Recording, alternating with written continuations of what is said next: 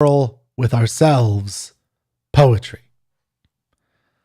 Welcome to Sunday Morning Poetry. Today I thought I would discuss the radical, rebellious, heroic poem of mourning and loss and confusion and ambivalence of Easter 1916 by William Butler Yeats. Now, this is a poem that comes out of, as Yeats says here in this quote I just said, we make out of the quarrel with others rhetoric, persuasive speech, but the quarrel with ourselves, poetry. And this is art, the realm of coming up with how to deal with some of our own inner confusions. I think that's a perfect poem or a perfect quote for Easter 1916 and understanding all that's going on there. Easter 1916 by Yeats is considered by many to be one of the most powerful 20th century political poems, and not political poems in the sense of some kind of rhetorical purpose behind it or propaganda. This is a poem.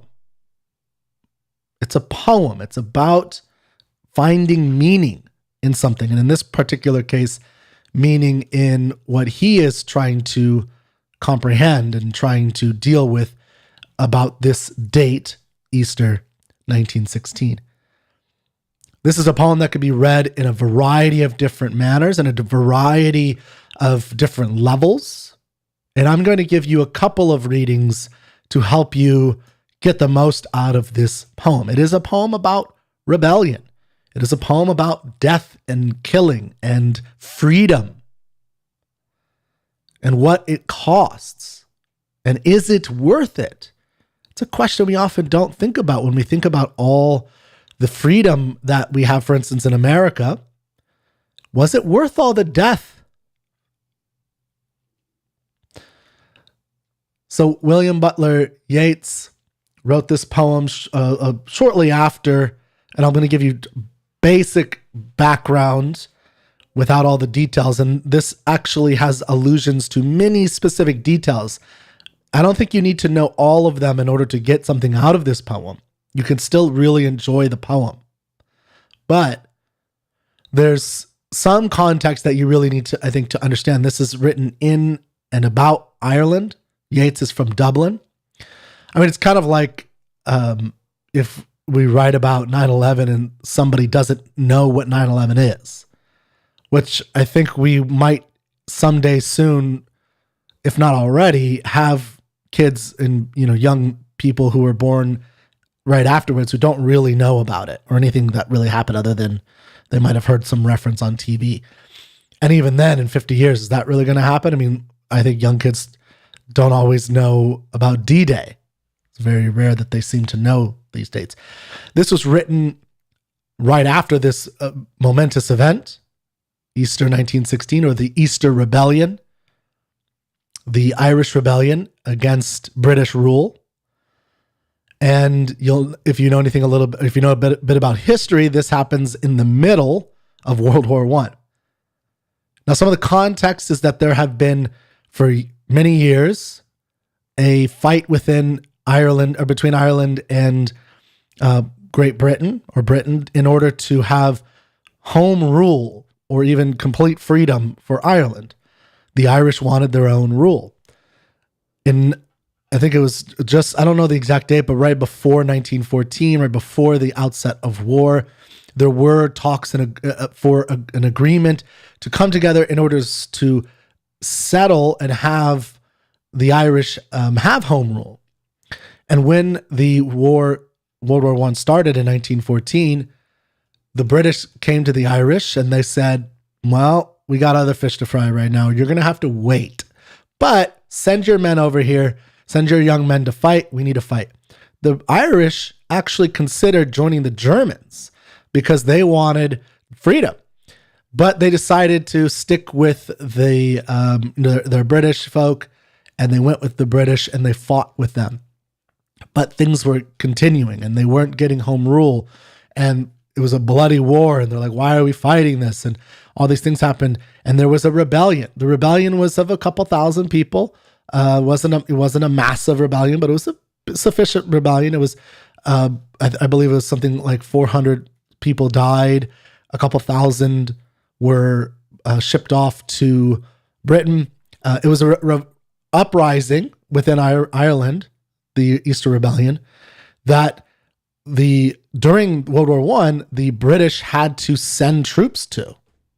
So British had to take time out of World War I to some degree and go to Ireland to take care of this rebellion. And, of course, I think that might have had a lot to do with all the anxiety and what the British did next. But once the British put this rebellion down, which, by the way, I do need to say, because I think this is important, all of Ireland was not 100% on board with this rebellion at this time. They wanted freedom, but they didn't want it in this way. They did have an agreement on the table with the British, and they believed that that was sufficient. And they said, okay, this rebellion happened. They took over the post office. There was brutal. You could see pictures of this. One of the pictures I used as the thumbnail. It was quite devastating, the fighting between the Irish and the British, even for this short period, is like a week or two. They captured thousands, and quickly, I think the British made their fatal mistake, or most historians would agree. They lined up 16 of the leaders of the Irish rebellion, and they shot them.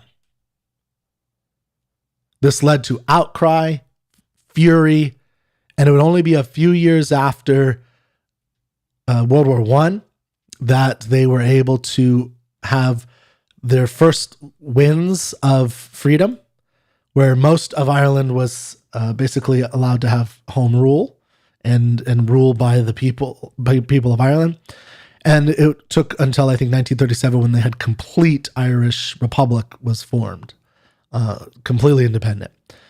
But basically it was 1922 when they really had, I think it's December 1921 when they really had the freedom. So that's some background I think you need to have. There's a lot of little details. There's even some personal biography in this, and I'm not going to get into that before the reading. I might tell you one or two little things here and there after we read. But you do need to know about Easter 1916. You need to know the rebellion. Just like if you had a poem about 9/11, like what's 9/11? What, September? Who cares, right? No, there's something special about D-Day. We need to know about D-Day. What's happening on this day? And that's what Easter 1916 is. You need to have some basic overview. I'm going to read this poem. Now, I always recommend a full reading and then a stanza by stanza analysis. That means it takes a little bit longer, but I'll try to just read through it. You could pause, you could read it yourself. It's not very long. It's 4 stanzas, and that's it. 4 stanzas, by the way, for the 4th month, April. Okay, so here we go. I'm going to go ahead and read this, and then we will, if you have any questions or anything like that, please put them in the comments. Easter 1916 by William Butler Yeats. I have met them at close of day, coming with vivid faces from counter or desk among gray 18th-century houses. I have passed with a nod of the head or polite meaningless words, or have lingered a while and said polite meaningless words, and thought before I had done of a mocking tale or a jibe to please a companion around the fire at the club, being certain that they and I but lived where motley is worn, all changed utterly. A terrible beauty is born. That woman's days were spent in ignorant goodwill, her nights in argument until her voice grew shrill. What voice more sweet than hers, when young and beautiful she rode to harriers? This man had kept a school and rode our winged horse. This other, his helper and friend, was coming into his force. He might have won fame in the end, so sensitive his nature seemed, so daring and sweet his thought. This other man I had dreamed, a drunken, vainglorious lout. He had done most bitter wrong to some who are near my heart, yet I number him in the song. He, too, has resigned his part in the casual comedy.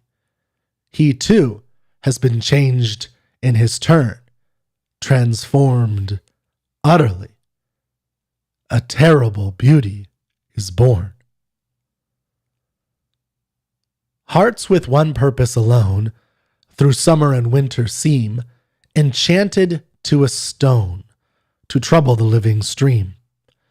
The horse that comes from the road, the rider, the birds that range, from cloud to tumbling cloud, minute by minute they change.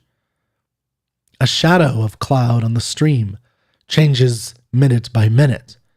A horse hoof slides on the brim, and a horse plashes within it. The long-legged moor hens dive, and hens to moor cocks call.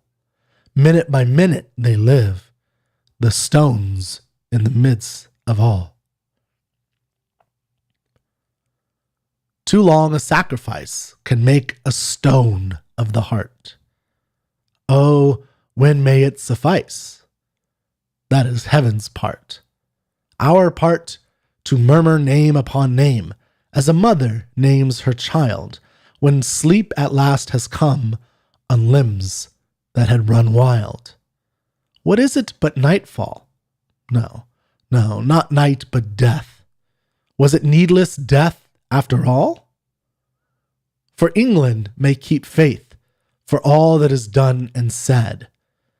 We know their dream, enough to know they dreamed and are dead. And what if excess of love bewildered them till they died? I write it out in a verse. MacDonough and McBride, and Connolly and Pierce.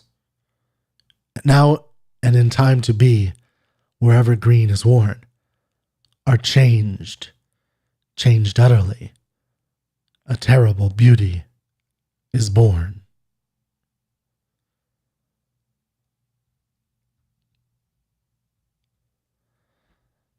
Okay, so let's go through this stanza by stanza to get a better sense of what's going on in the play. Each stanza, or in this poem, each stanza has its own kind of purpose behind it. There is something going on. Hopefully you got a sense of it a little bit. And there are multiple readings you could do this. You could do this with full biographical knowledge. You could do this without full biographical knowledge and still get a sense of something. Now, the first thing we want to see is that this is coming from the narrator's voice. So this is Yeats talking. So we should think about that as relevant here. He says, I have met them at close of day, coming with vivid faces from counter or desk among gray 18th-century houses. So he sees them on a regular basis, just trotting around. He lives in Dublin. They are in Dublin. They mingle together. And they have vivid faces, right? Very vivacious, full of life, or there's something unique about them. From counter or desk among gray 18th-century houses, much of the architecture, especially in Dublin at this time, was these kinds of 18th-century houses still. These are the kinds of shops that they worked in. So he's just saying he saw them in the everyday life. He met them. These rebellions, rebels that we are talking about. By the way, this is why you need to do a full reading and then understand the poem. You would never understand that. What the hell is he talking about here? If you just read it like stanza and tried to understand what that meant. You have to know the totality first. Because who is them? Well, them is referring to the rebels of Easter 1916, the men that he mentions and the women he mentions by name, some of them in this poem. That's them. So again, poetry has to be reread. I say that all the time, but it's true. Poetry is not meant to be read. It's meant to be reread. Okay. So I've met them at close of day, coming with vivid faces. next line.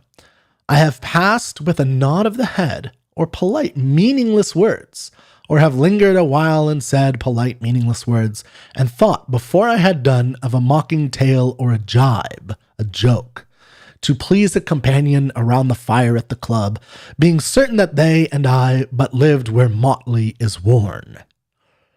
So think about that for a second, that section there.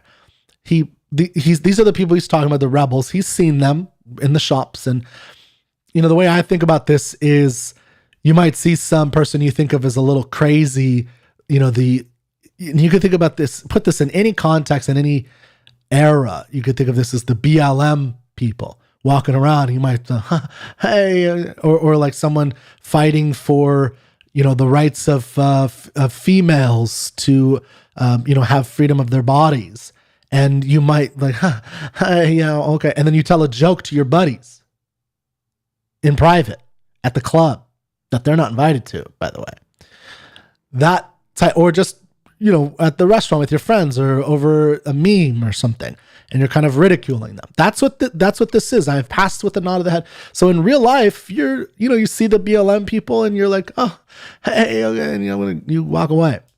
And then you make a joke about them in private. That's what that means, to please a companion around the fire at the club, being certain that they and I but lived where motley is worn. It's a reference to jokers in the court, right? And you're kind of I think he thinks of himself at this point, or that's part of the conflict, is he's part of the more kingly aspect of Ireland.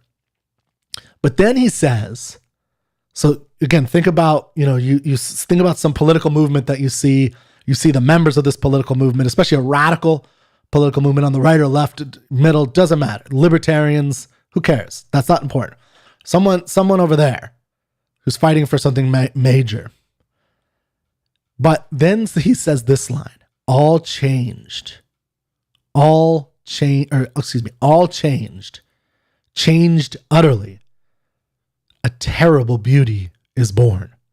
Now, a terrible beauty is born, by the way, is one of those to be or not to be quotes. It's now ubiquitous in the culture. It's quoted often.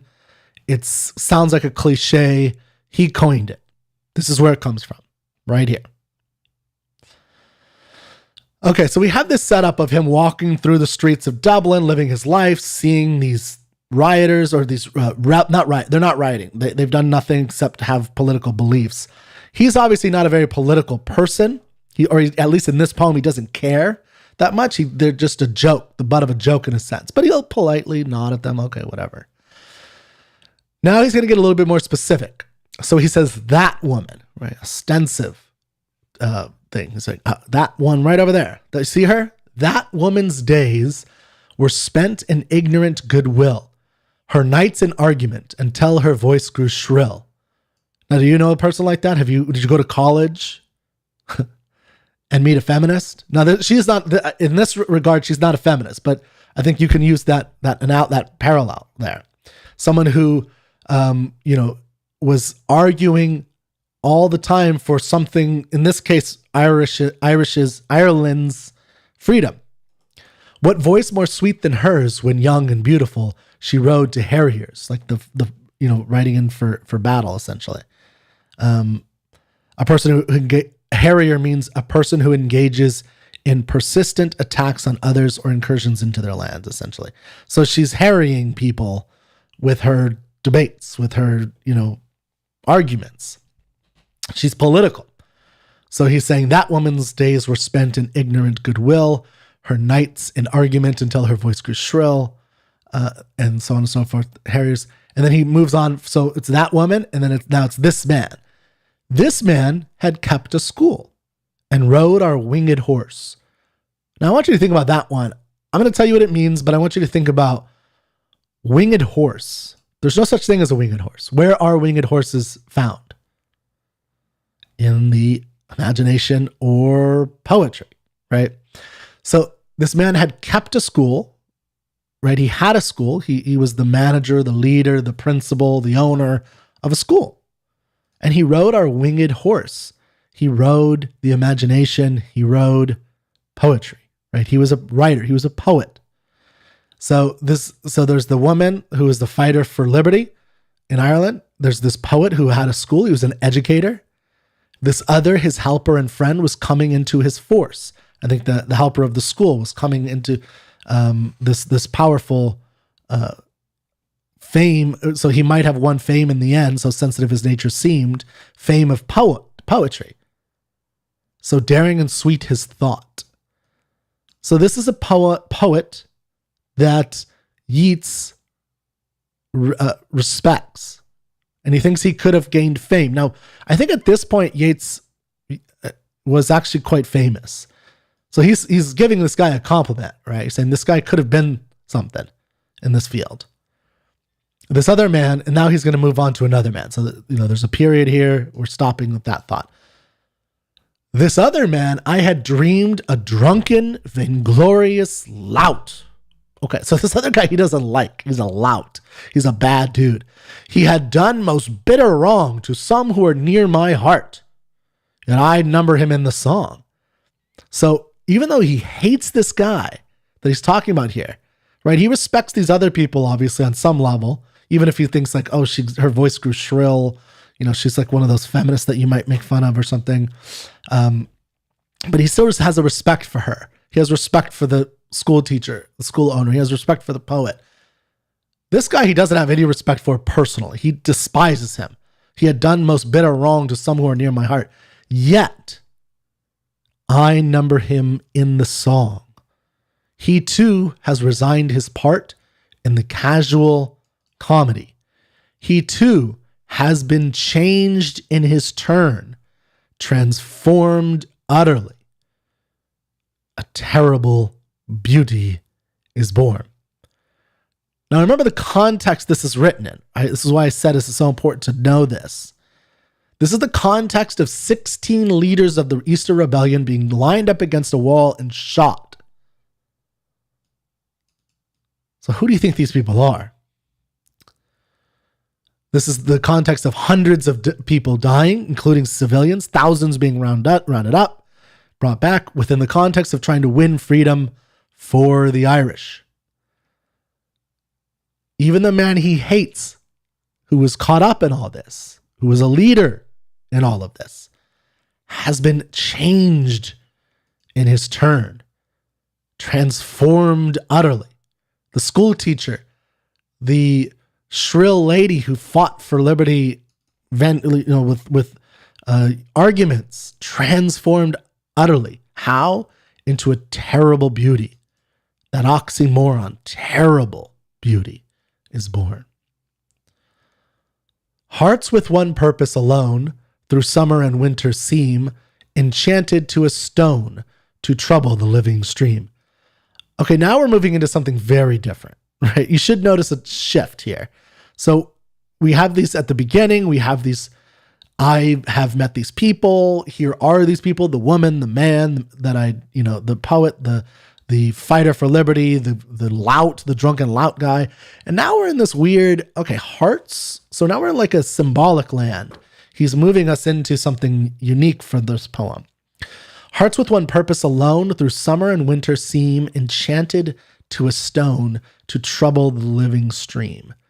Okay, what does that mean? Heart. So these are people with one purpose. Through time, summer and winter, they're enchanted to a stone, but they're troubling the living stream. So stream, maybe you could think of this as, a philosophy. You can't step into the same river twice. There's something about change, constancy. A stone is unchangeable, unmoving. There's nothing, it's always the same. It's a stone, right? So maybe their hearts with one purpose associated with the stone. We will get that later. But there's a living stream. So the stream is always moving. Maybe that's history, time, civilization. Humans are always moving in this purpose. But this stone, this enchanted to a stone heart, is troubling the living stream. The horse that comes from the road, the rider, the birds that range, from cloud to tumbling cloud, minute by minute they change. So we have some interesting nature references throughout this whole thing. So horses coming with their rider, the birds that range. Just look in the sky, you see birds right in front of my window here, going from cloud to tumbling cloud, minute by minute. They are changing all the time. Life is changed. The living stream changes. Everything is changing all the time. But a shadow of cloud on the stream changes minute by minute. A horse hoof slides on the brim, and a horse plashes within it. So here we're having some imagery of the horse splattering. I have Paul Revere back here, and what he did, right, with Paul Revere's Ride, warning the countryside of the Americans that the redcoats are coming, the redcoats are coming. And that's, indicating of a kind of change, a dramatic trouble. The long-legged moorhens dive, and hens to moorcocks call. Minute by minute they live, the stones in the midst of all. So, maybe another way of thinking about this, now that I might actually be changing my view on this one stanza a little bit, is he's giving all these, we have to put all these things together. So he's giving an analogy of the changing and but also the consistency, right, of all these different images and all these different nature symbols or meaning in nature of the horse and the birds and the moorcocks and the hens, and they live minute by minute, but the stone sits amidst them all and kind of makes them go around or troubles the stream. It's interesting. So it's it's kind of picture like a little stream. Maybe this is what I'm picturing right now. Picture a little stream. Not a big one, and there's like a stone in the middle of it. Well, the stream goes around it, and the stone is disturbing it, but it's unmoving, it's unchanging. So where's this leading? It's pretty abstract, I think, and I think it could be interpreted in a variety of ways. So here's the next stanza. Too long a sacrifice can make a stone of the heart. Ooh. Now, personally, I find that very intriguing. What does he mean by that? Too long a sacrifice can make a stone of the heart. Hearts with one purpose alone through summer and winter seem enchanted to a stone to trouble the living stream. So he's obviously making a relationship, an association of the stone to and the sacrifice. So your heart is not open. You're not thinking about other things. You're not thinking about life and love and joy and achieving things as a poet. You're not thinking about how can I make this school better? How can I write a new verse? How can I become a better husband, the drunken lout who hurt somebody, who hurt somebody earlier? How can I become a better person? All that stripped away by too long a sacrifice could make a stone of the heart. And then he asked the question, oh, the lament, it's a lament here, almost like, oh, when may it suffice? How much sacrifice is enough? Will it ever end? Will the sacrifice ever end? Will the death ever end? That is heaven's part. Our part, to murmur name upon name as a mother names her child when sleep at last has come on limbs that had run wild. So I think he's saying that he cannot, as the poet, cannot answer that question. He doesn't think anybody on earth can answer that question. And I think somebody on earth can answer that question. This is where philosophically I don't fully agree with him, of course, but that's okay. He's a poet, although he was somewhat philosophical, but we don't have to agree with someone's philosophy to appreciate their grand art. He is saying he believes it's heaven's part to make that decision of when will it suffice. The sacrifice. Our part on earth is simply to murmur the name upon name, to give name and to keep in the minds of the people the names of these important figures. Paul Revere, Thomas Jefferson, Ben Franklin for me, right? And that's my job. I need you to know who Paul Revere was, why he was important. That's, why he was one of the most important founding fathers, even though people just think of him as some, side event or something, some minor messenger, that he was much more important than that. And I think this is kind of what Yeats is saying here. He's saying that it's up to me and to all of us together to remember these people and to give them names so we don't forget. Who were the heroes of 9/11? Who were the heroes of D-Day? Who are the heroes of these events that are standing, that we're fading away over time in the constancy of change as the stream moves forward? And things, for instance, we know now looking back in 2023 that Ireland did gain its independence, but have the Irish, have we, the world, forgotten the names of the men and the women who made that possible? Well, like mothers name their childs with the, when sleep at last has come, or on limbs that had run wild, we need to do that. But then he asks another question. What is it but nightfall? Yes, is it just nightfall? Is it just going to sleep? And no, not night, but death. He wants to be clear. This is not just some sleep, some peaceful sleep. They're going to heaven.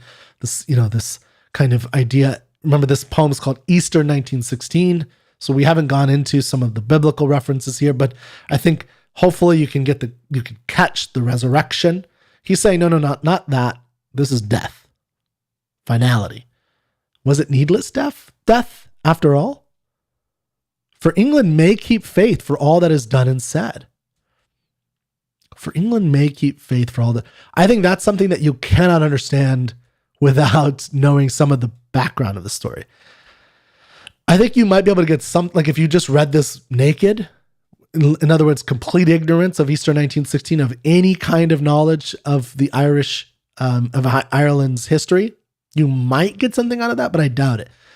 And this is something that I think is unique as an art form to literature, that you often do need some basic understanding of the context, because this was written in a context, even though he is searching for the universal, I believe. This is still happening in a circumstantial event. So England keeping faith, remember, has to do with the compact that they had made, the promise that the British had basically made, that England had basically made to the Irish, saying, hey, we'll take care of you, we'll get you home rule, but we got to fight this war first. So you got to help us out. And he said, well, maybe they would have done that. We don't know. We will never know if they would have kept faith.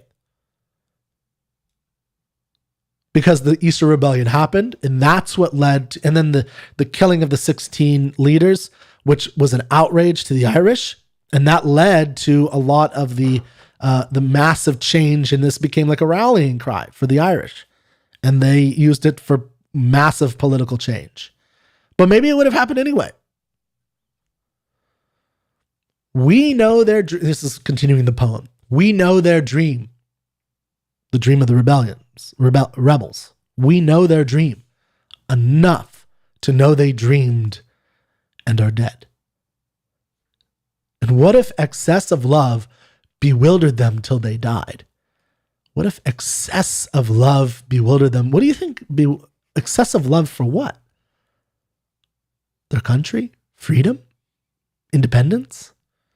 What if that love had taken over, that singular purpose had been so all-consuming that it bewildered them until they died? They didn't even think, well, maybe England will keep faith. And it seems that Yeats is a little confused here. He's not sure how to feel about this because he thinks that England may have kept faith, I think is part of what's happening here. So he asked that question, he kind of just leaves it there, and he says, you know what? I write it out in a verse. Now, these are the specific names he wants people to remember. These are some of the leaders. These are the men and women that are mentioned above. MacDonough and McBride, and Connolly and Pierce, or Peirce, because he does verse Peirce. I'm not sure if that's probably just the best he could do. It looks like Pierce to me. So those are four of the 16 that he's talking about specifically above: the school teacher, the shrill woman, the vainglorious lout, and the school teachers, and the poet, the friend. And I don't remember which one is which off the top of my head. I do know them. I read it earlier, but I forgot which one is which. So you'll have to look that up. Now and in time to be, wherever green is worn, are changed utterly. A terrible beauty is born. So I think the final thing, there's a lot going on here. I think you could spend a lot of time looking through the words, experiencing and appreciating what's being said here. I think it's a beautiful, haunting poem that really, for me, sticks with me. Yeats spent a lot of time thinking about this poem and trying to make it as powerful as he could. And, I think for me, the imagery is great. The rhythm is great. There's, hold on a second. Let me pull this up. There's a really interesting thing he says about rhythm. So poetry is about sound and sense. It's about making sense. And this poem has an interesting rhythm that people have tried to classify but find it very challenging because it shifts around a little bit. But this is and one of the just historical things about Yeats is Yeats was born at the latter end of the Victorian era, and the Romanticism was still kind of there. And he's living through the process of going into modernism, where everything is thrown up in the air, in a sense. And so with Yeats, I think you see a really interesting relationship of this shift happening within him, where he has a lot of the traditional perspectives. The Romanticism is there. He really has this high Romanticism. And for him, it's the fairy tales, the mythology of the past that is high in his mind, and these grand ideals. But there's also this kind of like, none of it matters. There's no meaning. That there's that conflict.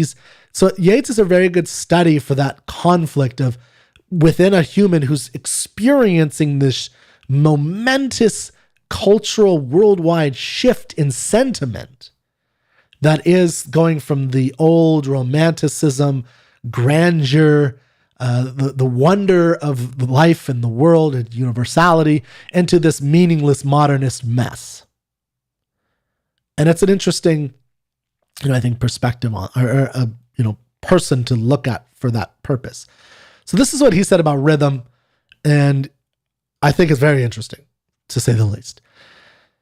He said, "The purpose of rhythm, it has always seemed to me, is to prolong the moment of contemplation, the moment when we are both asleep and awake, which is the one moment of creation, by hushing us with an alluring monotony, while it holds us waking by variety, to keep us in that state of perhaps real trance, in which the mind liberated from the pressure of the will is unfolded in symbols."